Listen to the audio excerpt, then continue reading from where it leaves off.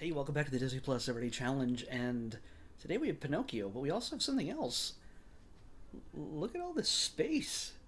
I'm shooting this from the same depth as I always do, but things are different, and even that in the background is much clearer. It's because I have the new iPhone 13 Pro. I'm shooting this on, and yeah, this is the very first episode, so who knows how many gigs this will take to shoot a probably 5 to 10 minute video. But wow, uh, I gotta make sure I make myself pretty every time I do this from now on because I'm not as low res.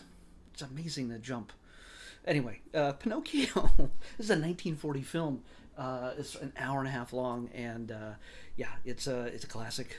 It's a Disney classic, but before that, it is a classic children's tale that has its origins.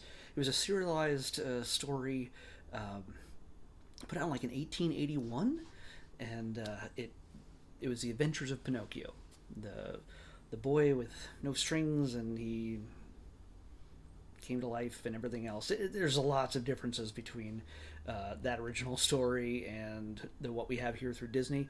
And it's understandable. The original story is much longer, and a whole lot more is going on. Although Disney's made some really questionable choices when it comes to um, what they decide to keep and what they decide to get rid of. But again, it's reflecting the culture of that time. The only warning it gives at the beginning is the tobacco warning, and boy, is there uh, contains tobacco use. Boy, there's lots of you know tobacco use, particularly from Pinocchio and his buddy Lampwick. They who's just he likes to get in a fight. He's a young boy who lives in the streets. He's an orphan probably. It's as we see people, kids depicted back in the Depression in the 30s, 20s. Um, well, the stock market crashed in 1929. 1930s being the depression, and so you see a lot of kids who are orphaned and growing up way too fast, and yeah, uh, Pinocchio, despite his conscience, Jiminy Cricket, his hired conscience, he gets mixed up with all sorts of trouble, and that's the point of the movie. It's a it's a study of the human condition and how we choose right from wrong, knowing right from wrong. Again, it's a lot more complicated in the original story, and it's a whole different setting and era and everything else. But I mean, this is set in Italy, uh, most likely in the 1930s, and Pinocchio. Well, we always talk about the classic song. Everybody knows the classic song "When You Wish Upon a Star." It is possibly, I mean, if there's something more classic, more iconic in the Disney musical mythos than "When You Wish Upon a Star," I can't think of what it would be. I mean, hi ho, but it's Snow White and things like that. But "When You Wish Upon a Star" is the song, and it starts out the film, and I don't know if we hear it again. Maybe the closing credits. Um, but yeah, it's Jiminy Cricket singing that at the very beginning, and it sets the tone for the big wish that Geppetto makes. That the cute little puppet boy that he made, marionette that he made, would be a real boy. He just wants a son, presumably. He wants a son, and he just has a cat and a fish to hang out with. He's kind of old. He's not very rich, but he's apparently kind to the people in town. Although we don't see anybody else in town. He apparently he lives alone. The only other people that we see are a fox and a cat who wear clothing and trick children, or particularly specifically Pinocchio, into skipping school and joining the circus. And all this happens really fast. I realize that I'm telling you stuff that you probably already know. People who love Pinocchio, who've watched it a million times, know all this. I'm telling you all this stuff that you already know. For those of you who have not seen Pinocchio, I'm spoiling an awful lot. But the movie is 80 years old. Plus. Right? Yeah. More than 80 years old. So sorry if I've spoiled anything for you. Odds are everybody's grown up with some version of this, even in a children's book. Um, Maybe not. I have no idea what the generations grow up with now. It's Grand Theft Auto. I have no idea. Um, I'm 6 and I'm killing a prostitute. Now I just sound like an old man. I play Grand Theft Auto, so what am I complaining about? Um, but anyway, so you see, basically, the moment Pinocchio is brought to life by the Blue Fairy, he's sent like literally the day after he gets made into a boy. Geppetto's like, you gotta go to school. Here's a book, and you're gonna go to school. And he wanders off by himself, not knowing where school is. I mean, I guess they could see it in the distance, but because he's like, who are all those kids? Well, your schoolmates. Okay, good. He's gonna. They're probably within sight of the school, and somewhere between home and school, he gets sidetracked by Honest John. I think that's his name. I can't remember. And and and his dopey mute sidekick, um, and he sells him off to Stromboli, a guy who runs a vaudeville type show with marionettes. But this is a puppet with no strings, and everybody loves him. But that doesn't last very long because he realizes the guy just wants to use him and doesn't want to do anything nice for Pinocchio. He's very naive. He was just born yesterday, honestly, hours before. Um, so yeah, he gets locked in a cage, and Jiminy Cricket's there to help him out. And Jiminy Cricket is not very good conscience. I mean, he's there for as long as he needs to be, and then at any given moment, he loses track of Pinocchio. He's gone. And the only reason why he even came back, he's like, oh, I should wish him good luck since he's now an actor and he's a big star and everybody loves him. There, by the way, I think there's a lot of commentary about the entertainment industry in this back in the studio system and everything else back in the 1930s and 40s. I have a feeling that it's making a bit of a commentary on that, but at the same time making a commentary on choosing right from wrong and it's also like a not a morality play, but it's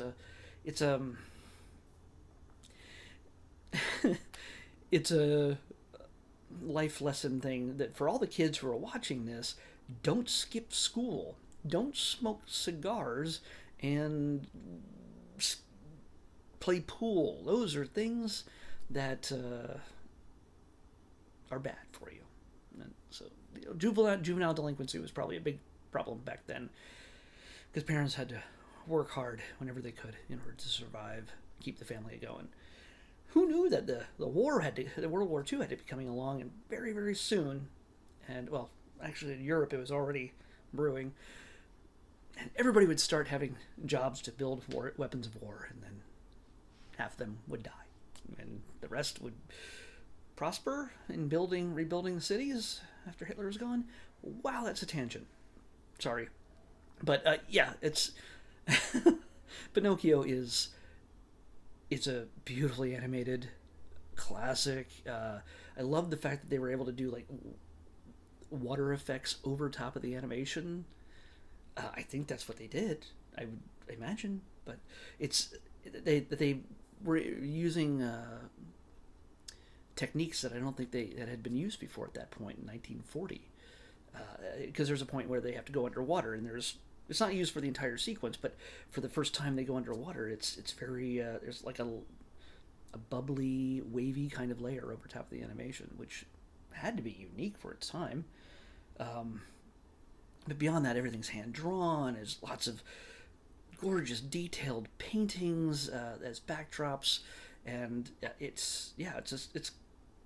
it's beautiful to look at it. By the way, it's at 4:3. It's very square. Not like a more of a wide movie screen kind of thing. It's very square aspect ratio. Unlike this, where I have so much more room. Before it used to be here to about here. Yeah, that's what my video used to look like. It used to be that depth, and you certainly couldn't see the whole Flash Gordon record up there, or Weird Al Yankovic's accordion, or Weird Al Yankovic. Anyway, I'm just excited because I don't know what to expect from this. I don't know what it's going to look like as compared to all my other videos. But hey, we're evolving, and we're almost at episode 700. I'll get back to that later. But Yeah, Pinocchio, if you haven't seen it. And I have to admit that I don't think I've properly seen it as an adult. So I have to treat this as something I have never seen before. I know I've seen it as a kid. It's and even if I hadn't, every single element is of our of the film is built into our pop culture. At this point, there's many other stories that have made use of the Pinocchio story. Steven Spielberg's AI was essentially a Pinocchio story of a boy wanting to be a real human, and a machine wanting to be a real boy. Um, there's a few others that I was thinking of that now I'm just forgetting. Anyway, for me to normally I'd be coming on here and telling you whether it's good or bad or anything else. I mean, this is a classic, and again, the odds are of you having a Disney Plus and being a Disney fan, the odds of you not ever watching Pinocchio unless you're a little kid, and if you're a little kid, why are you watching me? I'm sorry. I appreciate it. I appreciate it that you're watching me, and just just be careful what you watch on the internet. Okay. Speaking of which, the worst thing in this film certainly is not the smoking depiction of little boys smoking. It's the fact that they were lured to Pleasure Island by some creepy dude that the fox sold him to, captured and sold him to a second time. To yeah, and then he with like dozens, hundreds of other boys, just boys, not girls, boys. Why not? Why not girls? Boys are shipped off to Pleasure Island where there's free beer and cigars for all the kids, and and there's a place where you could just beat each other up, and also like a mansion where you can just wreck crap, just start bashing stuff and breaking stained glass windows and knocking over columns and just being boys. Apparently, boys being boys. Apparently, they're all very frustrated and angry and violent, and of course, they like to play pool and smoke and drink. But that's not even the worst part. Is the fact that all of that was there to draw them in there. They jump on a carriage with a strange old man. He takes them in this place, and by the end, they all get turned into donkeys, which is a thing apparently. Maybe in Italy, I don't know.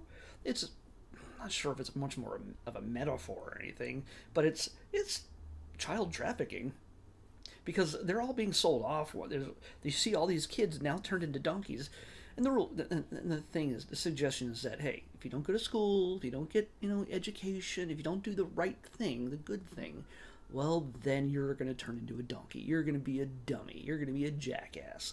That's basically the point they're trying to make in this. Hopefully, it's not too subtle. Most kids know that if they watch this, they're not going to turn into a jackass. But by the way, they say the word jackass an awful lot in that sequence. Anyway, the kids are turned into donkeys, and then they're put in cages. Some go to the circus, some go to the salt mines. I guess salt mines, they pulling carts and stuff like that. So yeah, children getting sold off for nefarious means, for a profit of a creepy old dude. Yeah, I'm terrified to think what I think Guillermo del Toro is doing.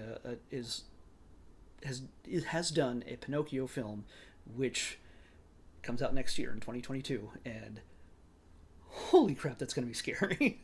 I mean, he's not known for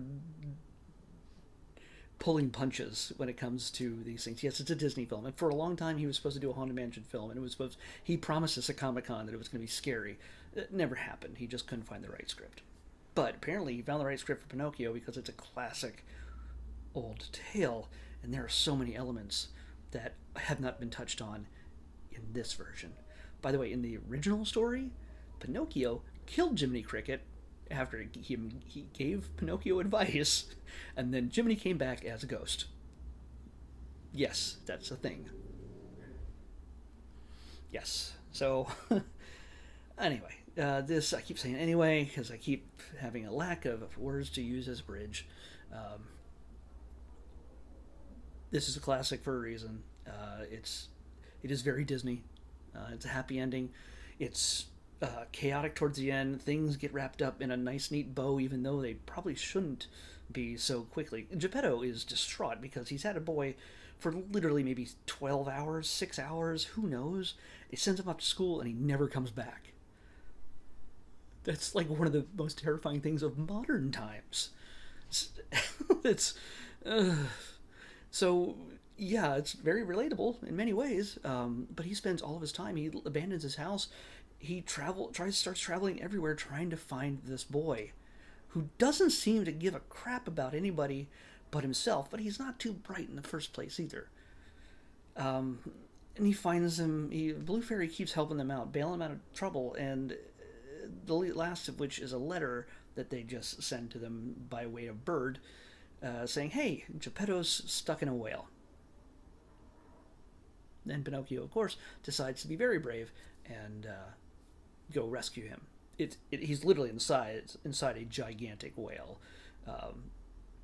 You should read the history of it. There's different versions of it. It should be a shark, or it's a 5-story high monstrous thing. His name's Monstro, by the way. And the animation for that sequence is just astounding for its time. Just the water and the waves and the giant creature just plowing its way through the ocean, swallowing up everything it can, and then getting rid of them in the big climactic moment. So yeah, this movie's a big deal. If you haven't seen it in a long time, it might be time to revisit it, and you might grab something a little bit different out of it than you did when you were a kid, and introduce your kids to this. It might be a little bit slower than what they're used to, but I think young enough to be like, they might not understand everything, probably shouldn't, but yeah, I think they'll get a kick out of it as much as any parent would who saw it when they were growing up. So yeah, more grandparent. Our grandparents saw this in the theater. Yeah. My grandparents probably. But yeah. I think tomorrow is $6.99. We're 2 days away from our 700th episode. Although technically tomorrow's our 700th episode if you count the 0 episode I did. But anyway, we're going to pick tomorrow's episode.